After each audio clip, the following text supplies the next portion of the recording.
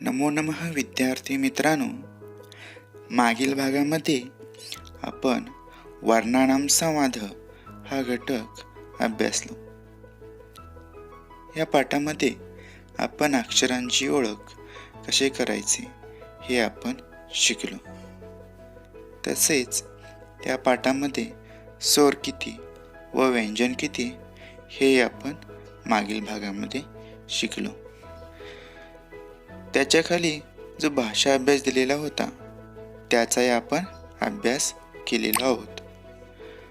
तसेच त्या भाषा अभ्यासमध्ये आपण तालिकाम पूर्यत तसेच शुद्धम शब्दम चुनत अशा प्रकारे जे प्रश्न होते त्याचाही आपण अभ्यास केलेला आहोत. तशाच प्रकारे आज आपण संबंधवाचका हा घटक अभ्यासणार आहोत. त्याच्या आधी मनोरंजनासाठी एक संस्कृत गीत आपण पाहणार आहोत. त्यानंतर आपण संबंधवाचका या पाठाला सुरुवात करणार आहोत. चला तर पाहूया एक संस्कृत गीत.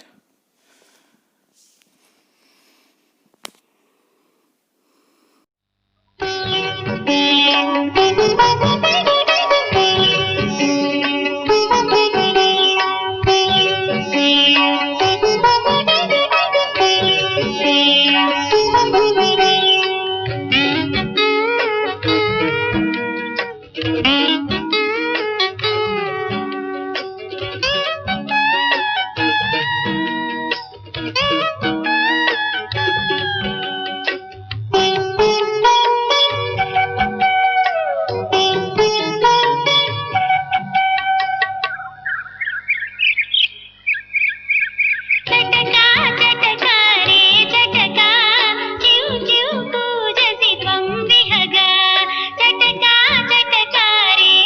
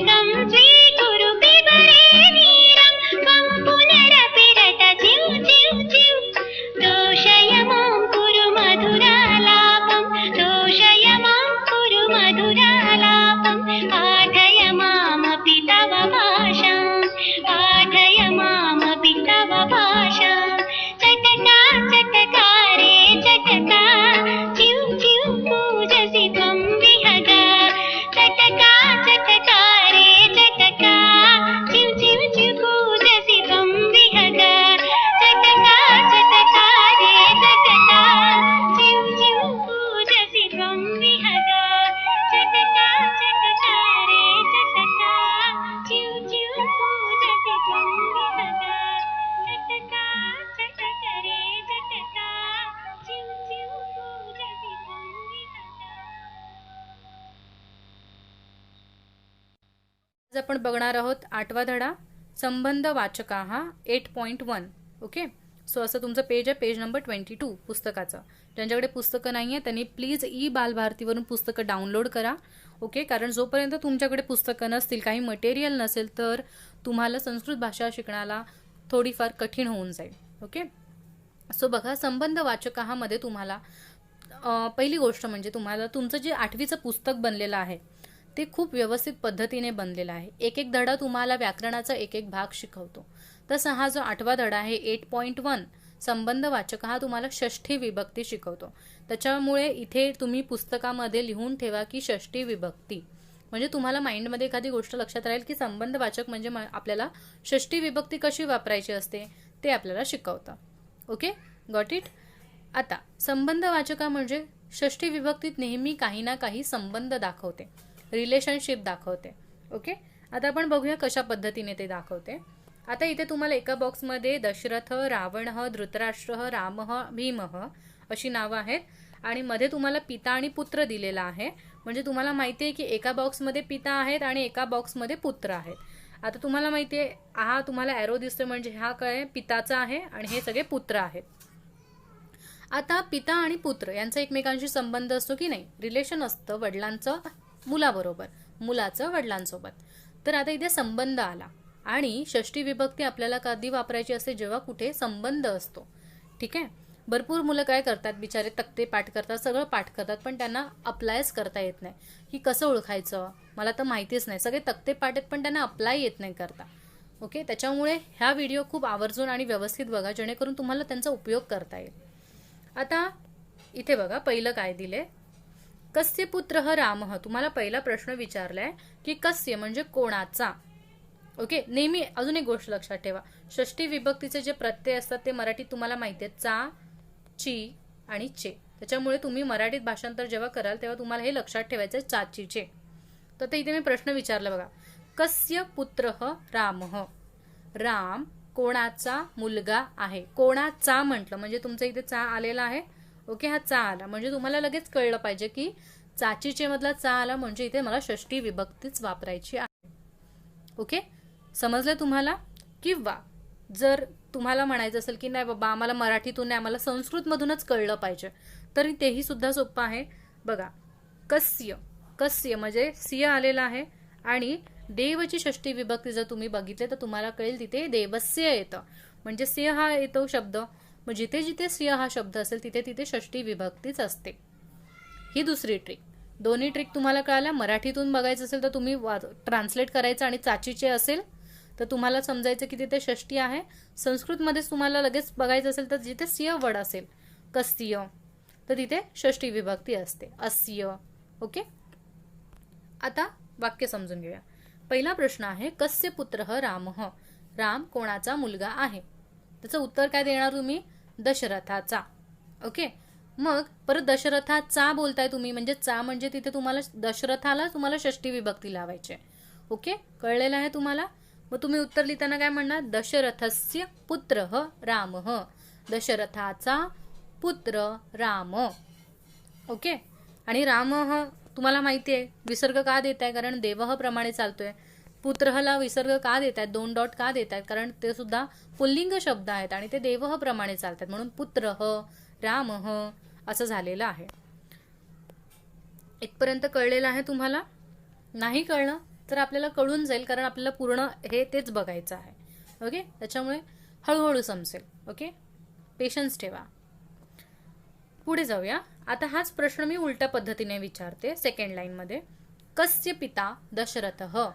कस्य म्हणजे कोणाचा, पिता दशरथ. कोणाचा पिता दशरथ आहे? तुम्हाला माहिती आहे उत्तर, रामाचा. मग बोलताना मी मराठीत काय म्हटलेलं आहे? रामाचा. चा कशाला लागला? राम या शब्दाला लागला की नाही? त्याच्यामुळे सिंह हा शब्द तुम्हाला संस्कृतमध्ये कुठल्या शब्दाला जोडायचा आहे? रामालाच जोडायचा आहे. मग तुमचं उत्तर काय लिहिणार? रामस्य पिता दशरथः. कळलं? अगदी सोपं आहे. मराठीतून जर तुम्ही लक्षात ठेवलं तर गोष्टी तुम्हाला फटाफट समजतील, कारण मराठी तुमचं चांगलं आहे म्हणूनच तुम्ही संस्कृत सुद्धा घेतलेलं आहे. ओके, इंग्लिशच्या मुलांसाठी आपण काहीतरी अरेंज करूया नंतर, पण सध्या आता तात्पुरतं एवढं समजून घ्या. ठीक आहे. आता तुम्हाला दोन्ही गोष्टी कळाल्यात की तुम्ही जरी विचारलं कस्य पुत्र रामः म्हणजे राम कोणाचा मुलगा आहे? तर दशरथाचा. त्याच्यानंतर दशरथ कोणाचे वडील आहेत? तर रामाचे. सो तुम्हाला समजलेलं आहे इथपर्यंत. आता तुम्हाला अशीच वाक्य ह्या बाकी सगळ्यांची करायची आहेत. ओके, बघा. एक पहिलं वाक्य बघूया. रावणस्य पुत्रः मेघनादः. रावण तुम्हाला माहितीये, रामायणामधला जो रावण आहे त्याच्या मुलाचं नाव असतं मेघनादः. ओके, मग त्यांनी एक वाक्य दिलंय आणि हे पहिलं वाक्य त्यांनी स्वतः सॉल्व्ह केलंय. रावणस्य पुत्रः मेघनादः. रावणाचा पुत्र मेघनाद. आणि जर तुम्हाला उलटं बोलायचं असेल तर तुम्ही काय बोलणार? मेघनादाचे वडील रावण. मग ते संस्कृतमध्ये कसं म्हणाल? मेघनादस्य पिता रावणः. ओके, पिताला तुम्हाला विसर्ग लावायचा नाहीये, लक्षात ठेवा. काय काय मुलं गोंधळात ते लावून टाकतात. ओके, समजलेलं आहे तुम्हाला? आता दुसरं वाक्य बघा. इथे दुर्योधन आहे. दुर्योधन हा कोणाचा मुलगा आहे? धृतराष्ट्राचा मुलगा आहे. मग इथे तुम्ही काय लिहिणार? धृतराष्ट्र तर लिहिणारच तुम्ही, पण धृतराष्ट्राला तुम्ही काय लावणार? षष्टी विभक्ती लावणार. म्हणजेच काय? धृतराष्ट्रस्य. स्य हा शब्द तुम्ही जोडणार. ओके, मग इथे उत्तर काय येणार? धृतराष्ट्रस्य पुत्रः दुर्योधनः. आणि हेच तुम्हाला उलटं लिहायचं तर तुम्ही काय लिहिणार? दुर्योधनस्य पिता. हा शब्द same to same copy paste, खाली पिता. आणि दुर्योधनाचे वडील कोण? धृतराष्ट्र. मग इथे काय लिहिणार? फक्त धृतराष्ट्र लिहिणार. ह्याला तुम्ही स्य जोडणार नाही. का जोडणार नाहीये? कारण तुमचं वाक्य मराठीत वाचून बघा. दुर्योधनाचे पिता. दुर्योधनाचे, चे कोणाला लागलेला आहे? दुर्योधनाला लागलेला आहे. त्याच्यामुळे दुर्योधनाला स्य हा प्रत्यय लागणार षष्टीचा, धृतराष्ट्राला लागणार नाही. मी म्हणूनच तुम्हाला आधीच क्लिअर केलं की मराठीमध्ये ज्याला चाचीचे लागतं त्यालाच संस्कृतमध्ये षष्टी विभक्ती लावायची. ओके, हे क्लिअर मनात राहू द्या. नाही तर तुम्ही बोलाल इथे की नाही इकडे रावणाला होतं पण इथे रावणाला नाही आहे. का नाही आहे ते तुम्हाला कळतंय, कारण इथे मी बोलताना मेघनादाचे असं म्हणते म्हणून मेघनादाला स्य लागलाय. आणि इथे बोलताना रावणाचा बोलतेय मुलगा म्हणून चा रावणाला लागलेला आहे, म्हणून रावणाला मी षष्टी विभक्ती लावली आहे. ओके, या दोन्ही गोष्टी खूप क्लिअर करा माइंडमध्ये. ओके, व्हिडिओ नसेल कळत तर दोनदा तीनदा पुन्हा पुन्हा बघा. ओके, कारण ही खूप महत्वाची विभक्ती आहे, ही तुम्हाला व्यवस्थित पद्धतीने कळलीच पाहिजे. पुढे आहे दुसरं वाक्य झालं आपलं आणि 6वं झालं. जोड्या जोड्याच घेऊया जेणेकरून तुम्हाला कळेल. पुढे तिसरं वाक्य जे आहे ते लव कुशाचं आहे. आता लव तुम्हाला माहिती आहे, लव कोणाचा मुलगा आहे? रामाचा. ओके, मग तुम्हाला काय बोलायचंय? ते रामाचा मुलगा लव. मग रामाचा मी म्हणते की नाही, मग रामाला तुम्ही षष्टी विभक्ती लावणार. मग काय होणार? देवप्रमाणे देवस्य. मग रामचं काय होणार? रामस्य. मग इथे काय बोलणार तुम्ही? रामस्य पुत्रः लवः.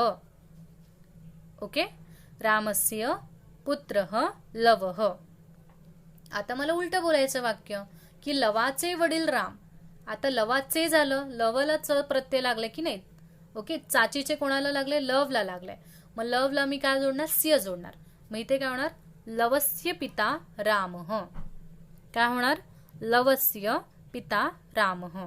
ओके, आता लिहिण्याची गरज नाही मला वाटत आहे, ते तुम्हाला कळत आहे ल व आणि स्य. ओके, बघा भरपूर जणांकडे गाईड किंवा कुठलंही चेतनाचं असू द्या, नवनीतचं असू द्या, वॉटेवर कुठल्याही गोष्टीचं आणि ब्रँडचं तुमच्याकडे प्रकाशनाचं गाईड असतंच. गाईडमध्ये तुम्हाला उत्तरं ती लिहिलेली कशी आहेत ते तुम्हाला समजतात, पण गाईड तुम्हाला समजावून सांगत नाही ते उत्तर कसं आलं. आणि इथे माझं काम, मला तेच वाटतं की तुम्हाला ते उत्तर कसं आलं ते तुम्हाला दाखवणं, ना की उत्तर तुम्हाला कुठूनही मिळतील, पण ती उत्तरं कशी शोधायची, आपल्याला ते किती समजलं पाहिजे हे इथे काम व्हिडिओद्वारा मी करायचा प्रयत्न करते. ठीक आहे, पुढे जाऊया आपण. चौथा आहे भीम आणि घटोत्कच. तुम्हाला माहिती आहे घटोत्कच हा कोणाचा मुलगा आहे? भीमाचा. घटोत्कच नावाचं कार्टून सुद्धा आलेलं, ज्याने बघितलं नसेल त्याने प्लीज तुम्ही यूट्यूबवर ते नक्की बघा, घटोत्कच. ओके, सो भीमाचा मुलगा. आता हा पूर्ण ही लाईन, हा जो पूर्ण कॉलम आहे तुमचा हा वाला, तो मुलांचा कॉलम आहे, म्हणजे मुलगा. सो भीमाचा म्हणजे चा कोणाला लागला? भीमाला लागलेला आहे, त्याच्यामुळे भीमाची षष्टी होणार. मग देवस्यप्रमाणे भीमस्य होणार, म्हणून इथे भीमस्य झालेला आहे. पुत्र मध्ये आपण काय लिहितो? आपण सगळीकडे पुत्रः पुत्रः पुत्रः, मग पुत्रः.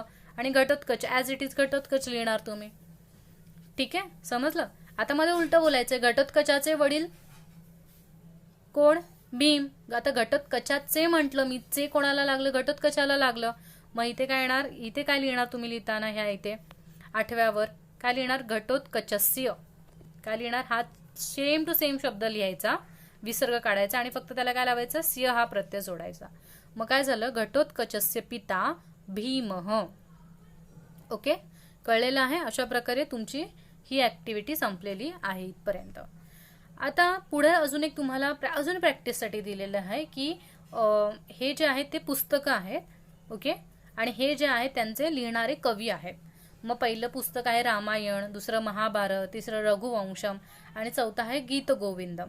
आणि रामायण कोणी लिहिलं? वाल्मिकीने लिहिलं. महाभारत व्यासांनी लिहिलं. रघुवंशम कालिदासांनी लिहिलं. आणि गीत गोविंदम जयदेव नावाच्या एका व्यक्तीने लिहिलं, कवीने लिहिलं. ह्या दोघांमध्ये पण संबंध आहे, कारण षष्टी विभक्ती संबंधावर आधारित आहे, रिलेशनवर आहे.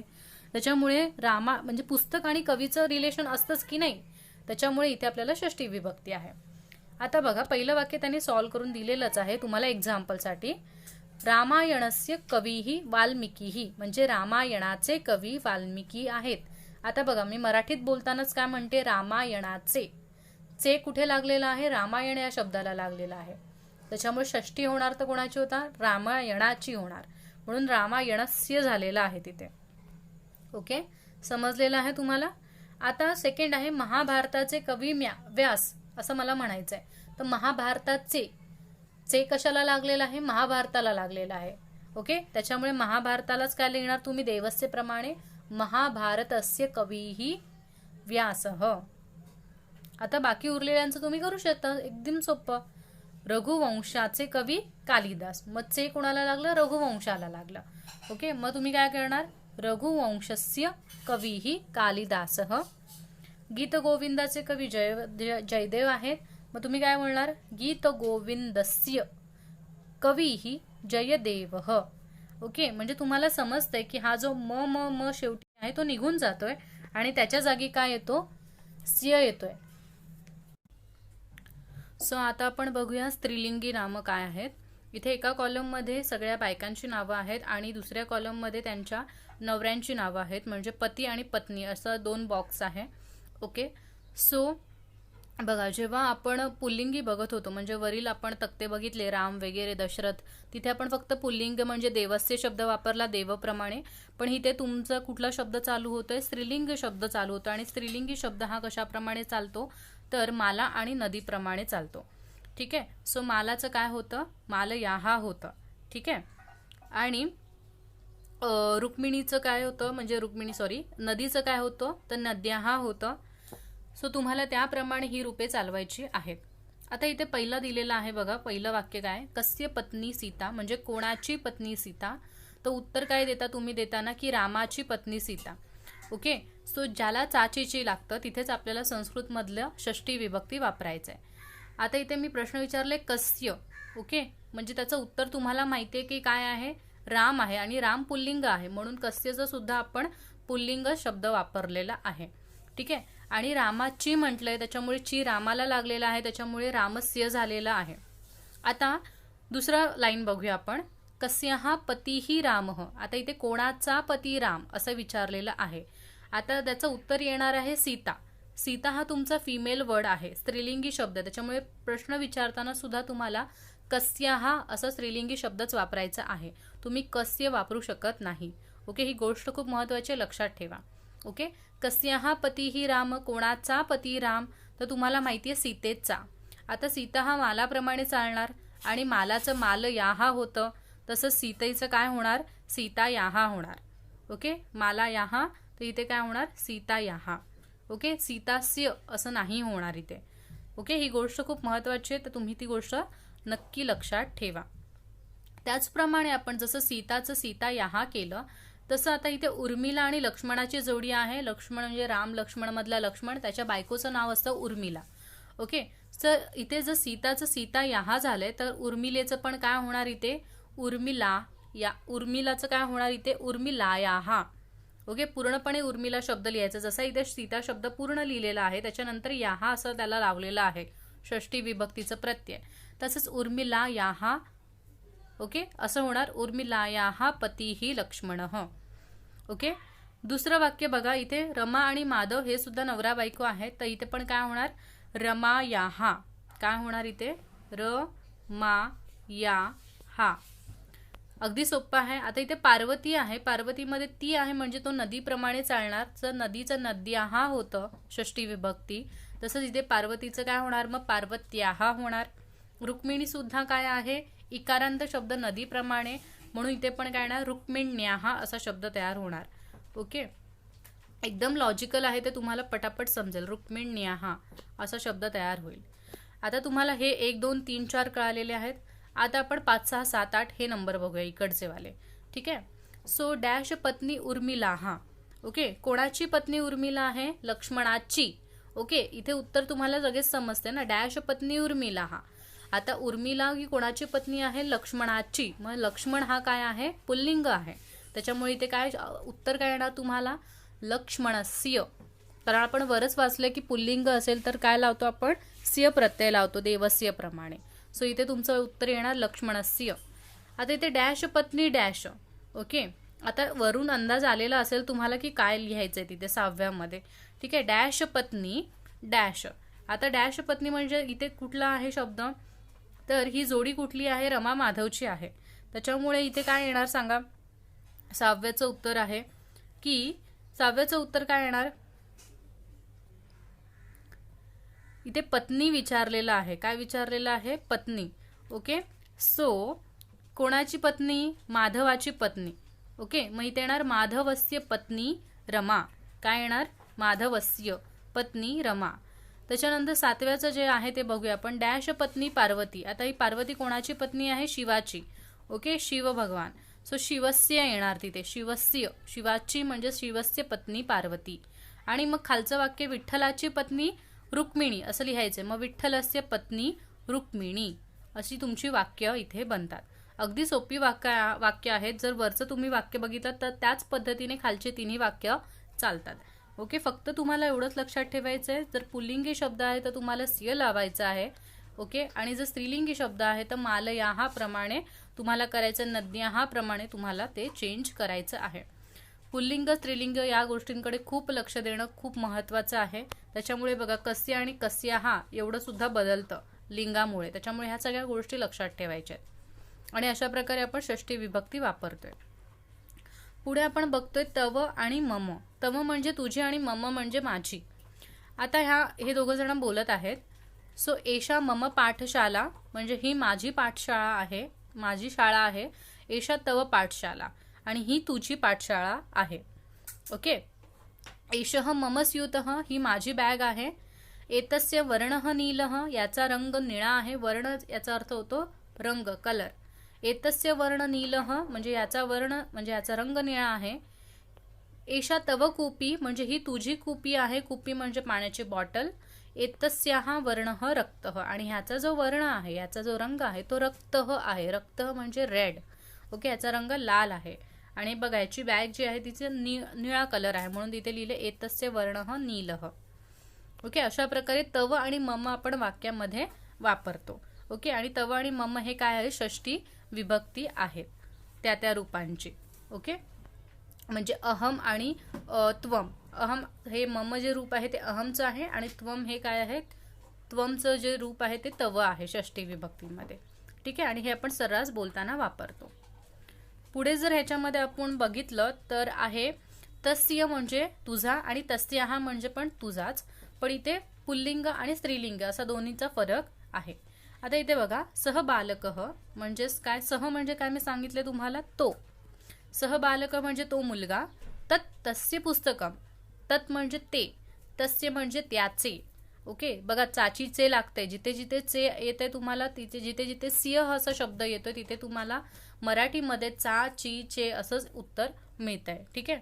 सो सह बालक म्हणजे तो मुलगा, तत् तस्य पुस्तकम ते त्याचे पुस्तक आहे.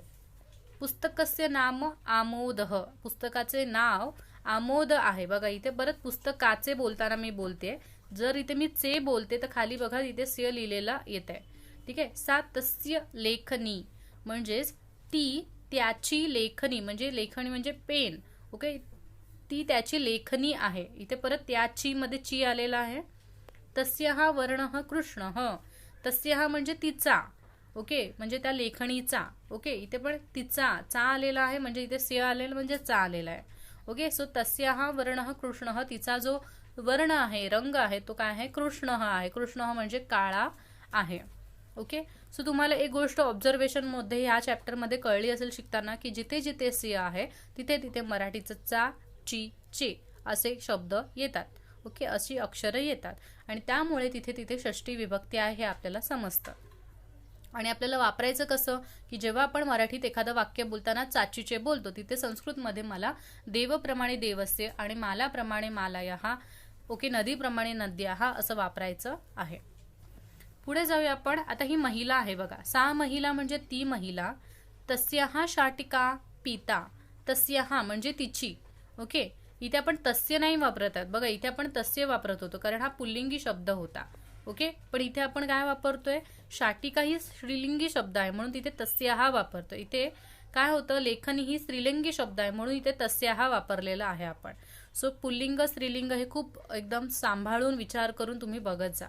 एकदा तुम्हाला सवय झाली की ते तुमच्या आपोआप लक्षात राहील.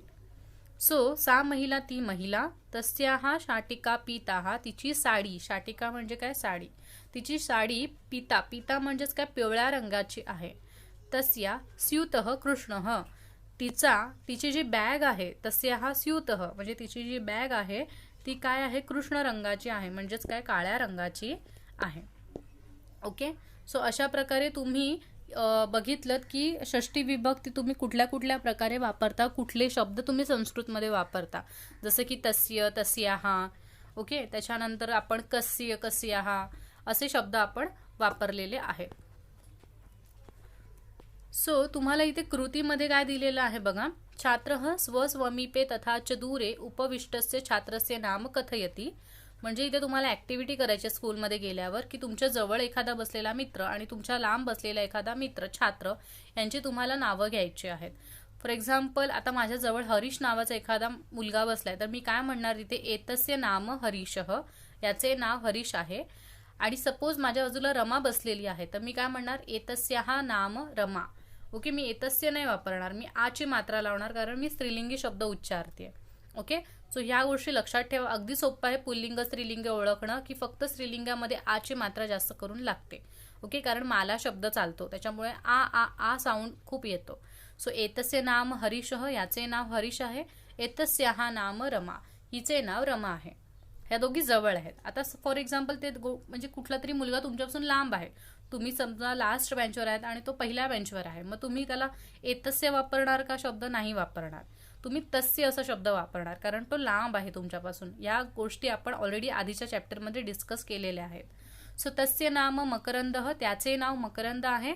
आता सपोज मुलगी एखादी पहिल्या बेंचवर बसले, तिचं नाव जर उमा असेल तर मी काय म्हणणार, तस्याः नाम रमा, तस्याः नाम उमा. ओके, मी काय वापरलं, तस्य शब्द नाही वापरला. तस्यचं काय केलं, जेव्हा फिमेल वर्ड बोलते तेव्हा तस्याः केलं. ओके, सो अशी तुम्हाला ऍक्टिव्हिटी करायची जेणेकरून तुम्हाला षष्टी विभक्ती व्यवस्थित डोक्यात राहील.